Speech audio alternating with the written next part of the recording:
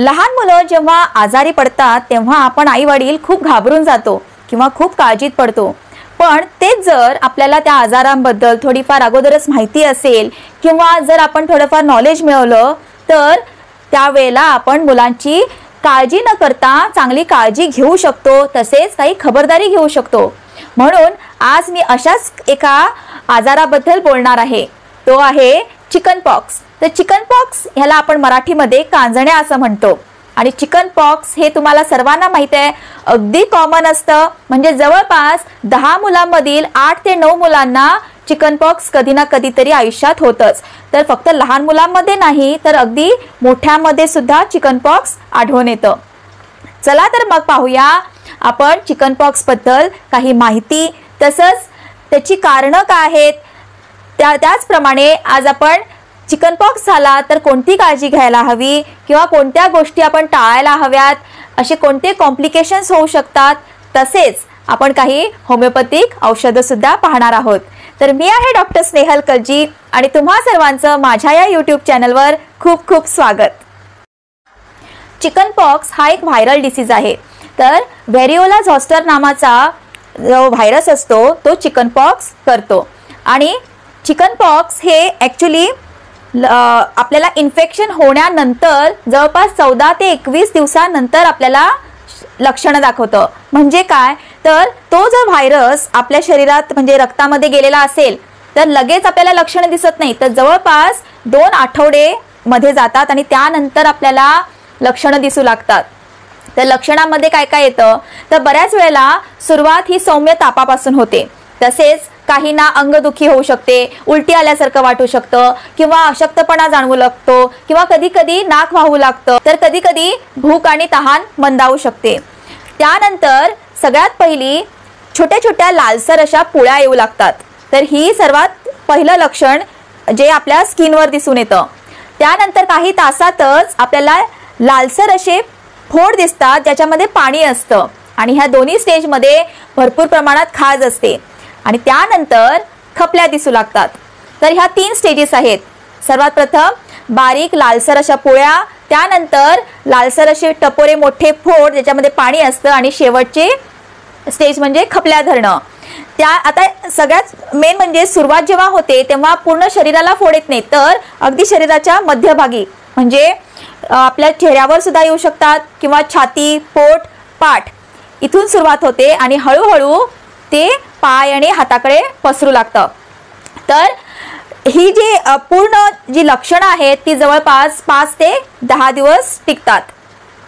जर कॉम्प्लिकेशन्स काही नसतील तर हळूहळू आपणच हा रोग बरा होतो। तर ह्या रोगामध्ये मुलांपेक्षा मोठ्यांमध्ये फोडाचे प्रमाण जास्त दिसून येते आणि ताप हा मोस्टली नेहमी सौम्यच असतो।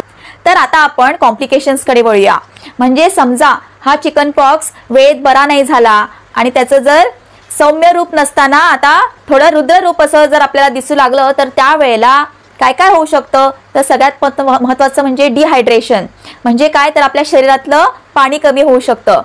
नेक्स्ट आहे एन्सेफेलायटिस, म्हणजे जर हे इन्फेक्शन मेंदूपर्यंत पोहोचलं तर आपल्या मेंदूला सूज येऊ शकते। तसंच आपल्या गुडघ्यांपर्यंत जर सूज पोहोचली तर त्याला आर्थरायटिस म्हणतो आपण, तेही होऊ शकतं। नेक्स्ट आहे आपल्याला हर्पीस म्हणजे सर्पी होऊ शकते। आता समजा चिकन पॉक्स हे कुणामुळे होतं, तर व्हेरिसेला झॉस्टर ह्या व्हायरसमुळे।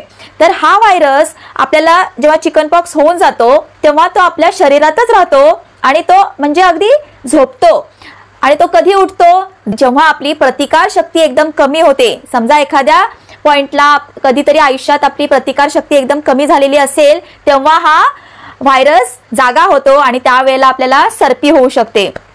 तसंच प्रेग्नन्सीमध्ये जर चिकन पॉक्स झालेला असेल आणि ते जर बाळापर्यंत पोहोचलं पोटामध्ये तर काही कॉम्प्लिकेशन्स होऊ शकतात। आता आपण पाहूया की हा आजार एका माणसाकडून दुसऱ्याकडे कसा पसरू शकतो, कारण हा तर खूप इन्फेक्शियस डिसीज आहे। म्हणजे काय, तर हा पसरणारा रोग आहे। तर सगळ्यात पहिली हा रोग हवेतून पसरू शकतो, म्हणजे हा एक एअरबॉर्न डिसीज आहे। समजा एखाद्याला शिंका येत असतील, खोकला येत असेल तर हा हवेतून पसरू शकतो।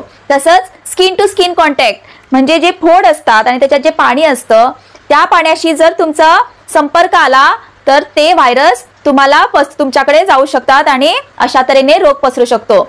म्हणून ज्या लोकांना चिकन पॉक्स होतो त्यांचे कपडे आपण वेगळे धुवायला हवेत. तसंच नेक्स्ट आहे, प्रेग्नन्सी मध्ये जर आईला झालेलं असेल तर बाळाला सुद्धा पसरू शकतो. एखाद्याच्या लाळेतून सुद्धा हा रोग पसरू शकतो. म्हणजे समजा लहान मुलाला जर चिकन पॉक्स झालेला असेल आणि ते बाळ जर अगदी लाडानं येऊन आपल्याला जर त्यानं पप्पी दिली आणि त्याची जर लाळ आपल्याला लागलेली असेल तरी देखील हा आजार आपल्याला होऊ शकतो. पण हा आजार असं नाही की मोठ्यांना लगेच होतो.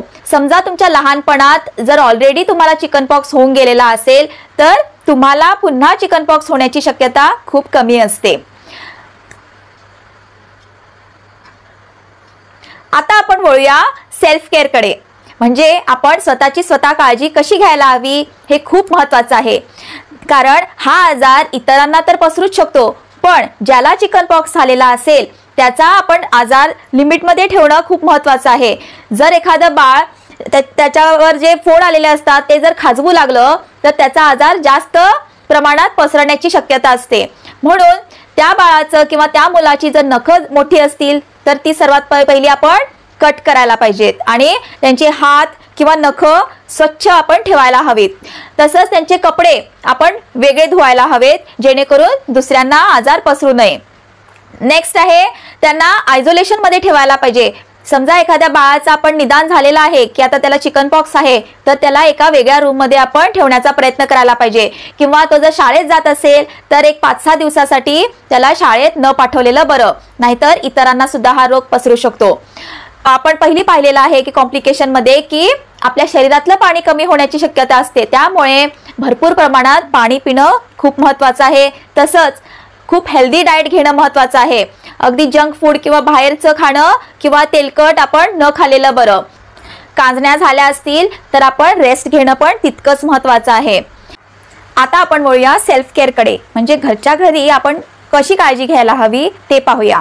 सगळ्यात महत्त्वाचं, जेव्हा आपल्याला डिटेक्ट होतं की एखाद्या मुलाला चिकन पॉक्स आहे तर सगळ्यात प्रथम आपण त्या मुलाला एका सेपरेट रूम मध्ये ठेवायला हवं आणि तो रूम सुद्धा खूप क्लीन आणि व्हेंटिलेटेड असायला पाहिजे, म्हणजे हवेशीर असायला पाहिजे.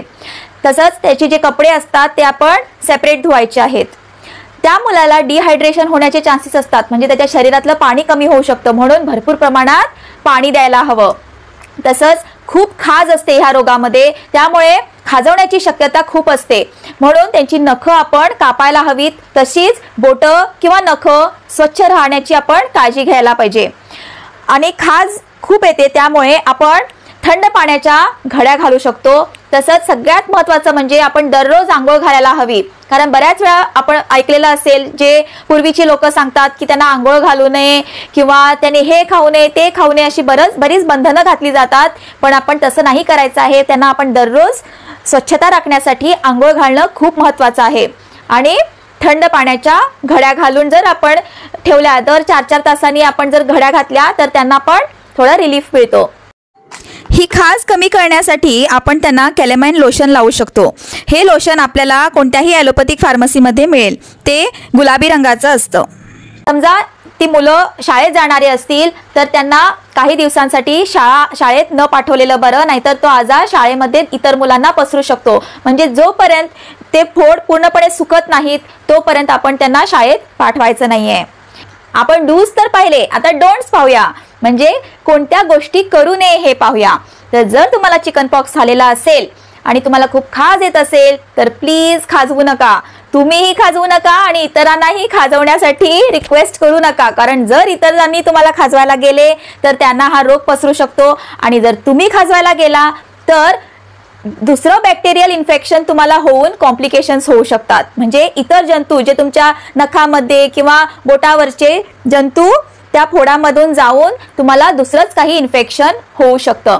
तसंच तुम्ही क्राउडेड प्लेसेसमध्ये म्हणजे वर्दळ असलेल्या जागी जायचं नाहीये, जेणेकरून इतरांना रोग पसरणार नाही. अजून एक महत्त्वाची गोष्ट म्हणजे अशी कोणतीही औषधे घेऊ नका जेणे हा रोग सप्रेस होईल, म्हणजे हा रोग दाबला जाईल. तुम्ही अशी औषधं घ्यावी जेणे की आपली प्रतिकार शक्ती वाढेल आणि हा रोग बरा होईल. तर बरेच असे ॲलोपॅथिक मेडिसिन्स असतात जे हा रोग सप्रेस करू शकतात. तर आपण हा रोग बरा करण्याकडे आपला कल ठेवायला हवा। तसंच आपण जंक फूड अवॉइड करायचं आहे, म्हणजे बाहेरचं काही खाणं आपण टाळायचं आहे त्या दरम्यान। आता वळूया असे काही होमिओपॅथिक मेडिसिन्सकडे जे हा रोग सप्रेस तर करणार नाही, उलट ते आपले प्रतिकार शक्ती वाढवतात आणि जेणेकरून हा रोग आपणहून बरा होतो। तर अशी 2 मेडिसिन्स मी तुम्हाला सांगणार आहे जे आपण चिकन पॉक्स मध्ये घेऊ शकतो, म्हणजे अगदी लहान किंवा मोठे कोणीही हे मेडिसिन घेऊ शकतात। सगळ्यात प्रथम अँटीम क्रूड हे मेडिसिन आपण घेऊ शकता। ते अँटीम क्रूड 30 पोटेन्सी मध्ये आपण आणायचं आहे आणि सुरुवातीच्या स्टेजला जेव्हा आपल्याला चिकन पॉक्सचं निदान झालेलं असेल त्यावेळेला आपण हा डोस सुरू करू शकतो। तर कसं घ्यायचं आहे, तर अँटीम क्रूडच्या जर गोळ्या आपण आणलेल्या असेल तर 3 गोळ्या 3 वेळा घ्यायच्या आहेत दिवसातून, म्हणजे सकाळी 3, दुपारी 3 आणि रात्री 3 आणि स्ट्रिक्टली उपाशीपोटी, म्हणजे 30 मिनिटं एक तर जेवणा अगोदर किंवा 30 मिनिटं जेवणानंतर आपण घेऊ शकता।